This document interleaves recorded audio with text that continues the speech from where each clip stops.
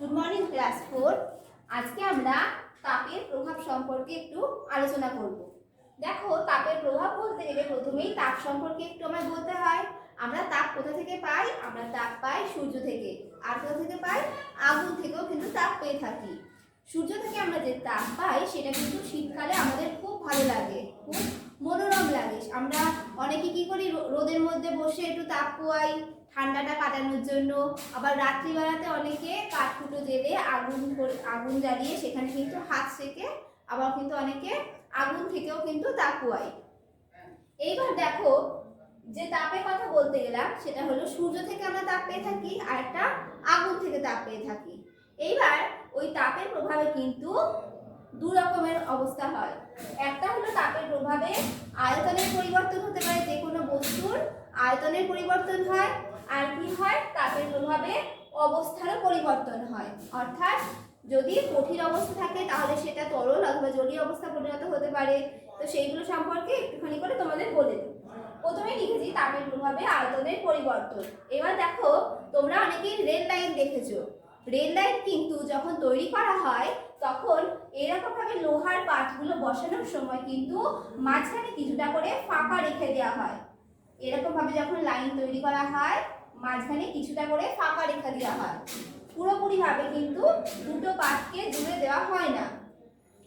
কেন? কারণ যখন রেল লাইনটা দীর্ঘদিন ধরে রোদ্দুরে পড়ে থাকছে আর তার উপর দিয়ে যখন রেল গাড়ি যাচ্ছে তখন কি হয়, ঘর্ষণের ফলে একটা তাপ উৎপাদন হয়, আর একটা সূর্যের আলো থেকেও একটা তাপ পায়। ফলে কি হয়, এটা গরম হয়ে এটা অটোমেটিক্যালি আস্তে আস্তে এই দুটো একসাথে হয়ে জুড়ে যায়।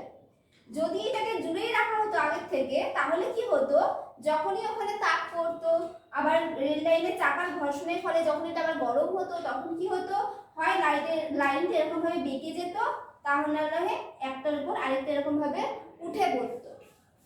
তার ফলে কি হতো, যে কোনো সময় দুর্ঘটনা ঘটার ভয় থাকে।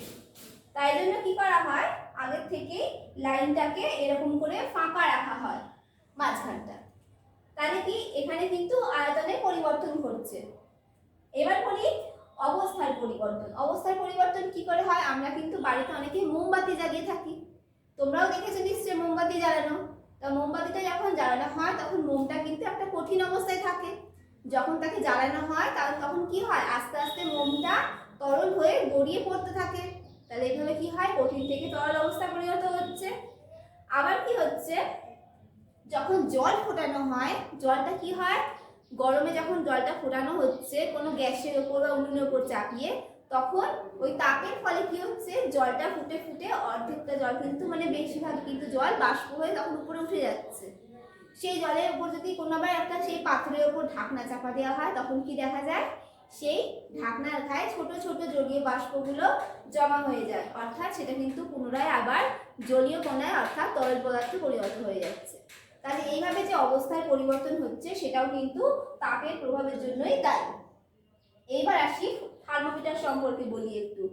আমরা যে তাপমাত্রা পরিমাপ করি তার জন্য আমাদের কিন্তু একটা যন্ত্র প্রয়োজন হয়ে থাকে, যার নাম হচ্ছে থার্মোমিটার। এই থার্মোমিটার যন্ত্রটির সাহায্যে আমরা তাপমাত্রা পরিমাপ করে থাকি। তাপমাত্রা পরিমাপ করতে গেলে যে থার্মোমিটার ব্যবহার করা হয় সেটা কিন্তু আবার দু ধরনের হয়ে থাকে। একটা হলো সেলসিয়াস আর একটা হলো ফারেনহাইট। তাহলে কি হলো, একটা সেলসিয়াস আর একটা হলো ফারেনহাইট। সেলসিয়াসকে আমরা সি দিয়ে উল্লেখ করে থাকি আর ফারেনহাইটকে আমরা এফ দিয়ে দেখিয়ে থাকি। এইবার দেখো, থার্মোমিটারটা তোমরা দেখতে পাচ্ছ এইরকম, এটা হচ্ছে একটা লম্বা কাঁচের নল হয়ে থাকে যার মধ্যে ভেতরে সরু অংশটা ফাঁকা হয়, আর এখানে নিচের অংশটাতে রূপালী কালারের পারদ থাকে এখানে জমা করা। যেটা কি হয়, যখন কোনো জিনিসের তাপমাত্রা মাপা হয় তখন সেই পারদটা আস্তে আস্তে এরকম করে উপরের দিকে উঠতে থাকে। সেই জিনিসের তাপমাত্রা যেরকম হয়ে থাকে সেইখানে গিয়ে স্টপ হয়ে যায়। আর পারদ কিন্তু কখনোই কাঁচের গায়ে লেগে যায় না। আবার যখন তাপমাত্রা কম থাকে তখন ওটা অটোমেটিক্যালি আবার ক্লিয়ার হয়ে এখানে নেবে, এখানে আবার জমা হয়ে যায়। তো এই তাপমাত্রা মাপা হয় যখন মানুষের শরীরে, অনেকে তাপমাত্রা মেপে থাকি, যখন আমাদের খুব জ্বর আসে আমরা তখন কি করি, থার্মোমিটারটা গায়ে দিয়ে তাপমাত্রা মেপে থাকি, তাই তো? এইবার থার্মোমিটার দিয়ে যখন আমরা তাপমাত্রা মাপি তখন মানুষের শরীরে মানে একটা নির্দিষ্ট তাপমাত্রা থাকে, যেটার উপরে উঠে তখন আমরা বুঝতে পারি জ্বর এসছে। সেই নির্দিষ্ট তাপমাত্রার মানটা হলো 98.4 ডিগ্রি ফারেনহাইট। আমাদের তাপমাত্রা মাপা হয় কিন্তু এই ফারেনহাইট এককে, ঠিক আছে। আরেকটা দেখো এখানে লিখেছি বরফ 0 ডিগ্রি সেন্টিগ্রেড থেকে যেটা থাকে সেটা আবার ফারেনহাইটে তার মাপ হয় 32 ডিগ্রি ফারেনহাইট। আর ফুটন্ত জলের ক্ষেত্রে হচ্ছে 100 ডিগ্রি সেলসিয়াসটা হয় 212 ডিগ্রি ফারেনহাইট। এইটা তোমরা একটু মুখস্থ করবে।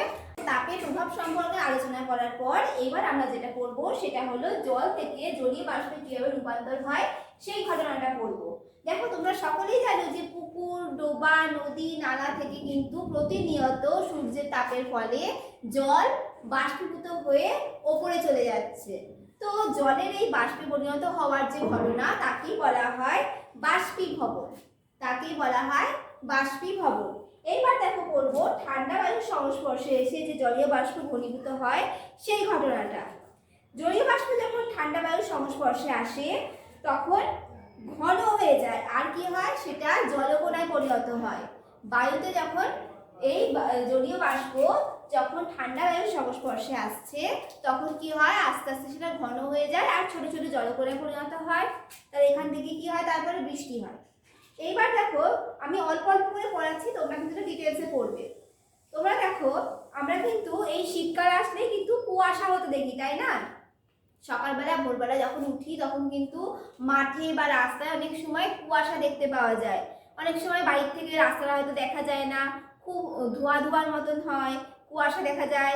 গাছের পাতাগুলোর ওপর ফোটা ফোটা জলকণা হয়ে থাকে, তাই না? একে কি বলা হয়, কুয়াশা। তাহলে কুয়াশাটা কি জিনিস? দেখো বায়ুমণ্ডলে ঠান্ডা পরিবেশে জলীয় বাষ্প যখন ঘনীভূত হয় এবং বাতাসে ধূলিকণার সঙ্গে মিশে মিশে সেটা ভাসতে থাকে, তার ফলে কি হয়, যখন ঘন হয়ে ভাসতে থাকা এই জলীয় বাষ্পগুলো আর ধূলিকণাগুলোর আস্তরণকে একসাথে কি তৈরি হয়, তখন ওখান থেকে আস্তে আস্তে কুয়াশা তৈরি হয়ে থাকে।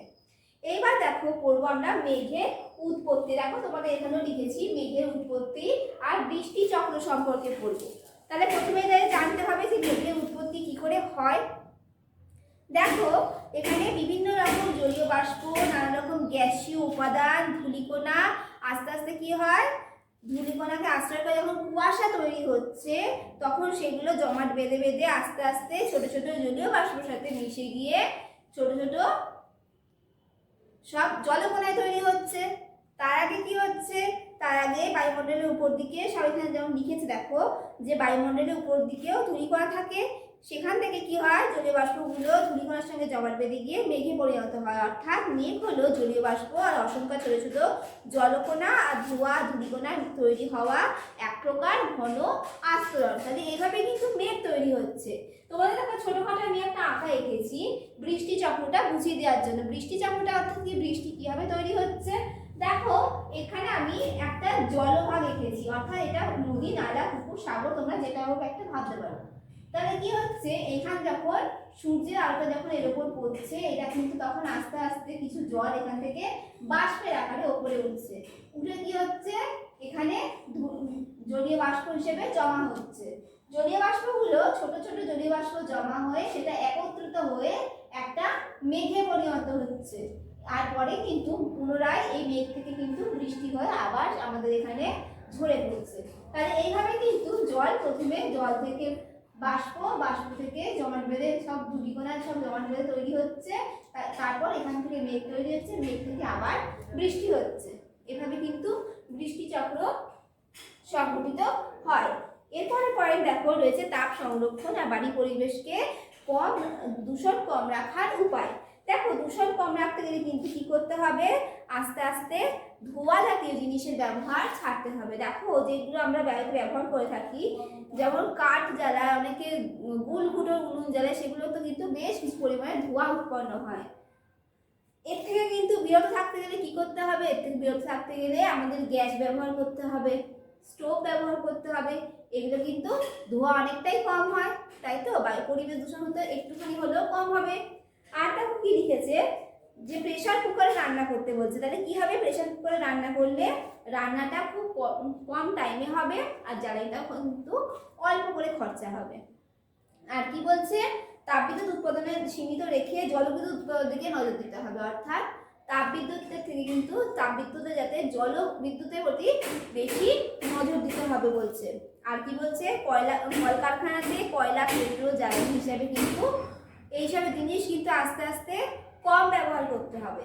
তার বিকল্প জ্বালানি হিসেবে জলবিদ্যুৎ অথবা অন্য কোনো প্রাকৃতিক শক্তিকে ব্যবহার করতে হবে বলছে। কি বলছে, এবার বলছে বাড়ির পরিবেশকে দূষণ কম রাখার উপায়।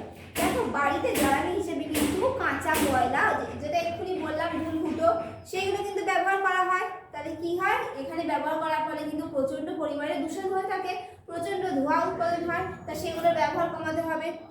আর কি বলছে, কয়লার পরিবর্তে ধূমহীন গুল ব্যবহার করতে হবে। যতটা সম্ভব এলপিজি গ্যাসে রান্নার কাজ করতে হবে। দেখো, তাহলে আগে তাহলে জানতে হবে যে এলপিজিটা কি জিনিস। এলপিজি দেখো তোমাদের এখানে শর্টে বলা হয় এলপিজি, যেটার ফুল ফর্ম হচ্ছে লিকুইফাইড পেট্রোলিয়াম গ্যাস। এইটাকে আমরা শর্টে ডাকি এলপিজি, একে বলা হয় শর্টে এলপিজি। পেট্রোলিয়াম গ্যাসকে লিকুইফাইড অর্থাৎ তরল তৈরি করে সেটা সিলিন্ডারের মধ্যে ভরে রাখা হয়, তাই একে বলা হয় এলপিজি। এই এলপিজি গ্যাসকে কিন্তু রান্নার কাজে ব্যবহার করতে বলছে। টায়ার, টিউব, প্লাস্টিকের জিনিস জ্বালানো থেকে বিরত থাকতে বলছে। অর্থাৎ এইগুলো জ্বালালে কি হয়, পরিবেশ তো বেশি দূষিত হয়, তাহলে এগুলো থেকে কম করতে হবে। আর কি করতে হবে, আশেপাশে যেন ময়লা যাতে না ফেলে, সেখান থেকে পচে যদি দুর্গন্ধ বেরোয় তাহলে সেটাকে আস্তে আস্তে বন্ধ করতে হবে, কারণ ওখান থেকে তো দুর্গন্ধ বেরোয় প্রচুর পরিমাণে। তো সেটাকে আস্তে আস্তে বন্ধ করলে কিন্তু দূষণ অনেকটা মাত্রাতেই কিন্তু কম হবে। তা তোমরা কি করবে, এই ছোটো ছোটো পয়েন্টগুলো একটু ভালো করে পড়বে। যে পয়েন্টগুলো আমি আলাদা করে লিখে লিখে তোমাদের বোঝে না, সেইগুলো কিন্তু একটুখানি ভালো করে মুখস্থ রাখার চেষ্টা করবে। অর্থাৎ প্রথমেই আমরা তাপের প্রভাবটা বললাম, তাপের প্রভাবের ফলে আয়তনের যে পরিবর্তন হচ্ছে, অবস্থার পরিবর্তন হচ্ছে, সেইগুলো পড়বে। থার্মোমিটারের যে মাপার এককগুলো হয় সেইগুলো একটুখানি ভালো করে পড়বে। জলীয় বাষ্প যে ঘটনাটা বললাম তোমাদের, বাষ্পীভবন যেটা বললাম সেইটা একটু ভালো করে পড়বে। মেঘের সৃষ্টি, বৃষ্টি চক্রটা পড়বে। আর এলপিজি গ্যাস কি, এলপিজি কি জিনিস সেটা পড়বে। ফুল ফর্মটা একটুখানি মুখস্থ রাখবে, লিকুইফাইড পেট্রোলিয়াম গ্যাস। তাহলে আজকে তোমাদের এই চ্যাপ্টারটা শেষ করলাম। তোমরা এই চ্যাপ্টারটা পড়ার সাথে সাথে তোমাদের এখানে মডেল প্রশ্নে বেশ কিছু প্রশ্ন দেওয়া আছে, সেই প্রশ্নগুলো একটুখানি ভালো করে পড়বে, তাহলেই তোমাদের এই চ্যাপ্টারটা মোটামুটি ভাবে কমপ্লিট হয়ে যাবে। আজকে তাহলে এখানেই শেষ করলাম। টাটা।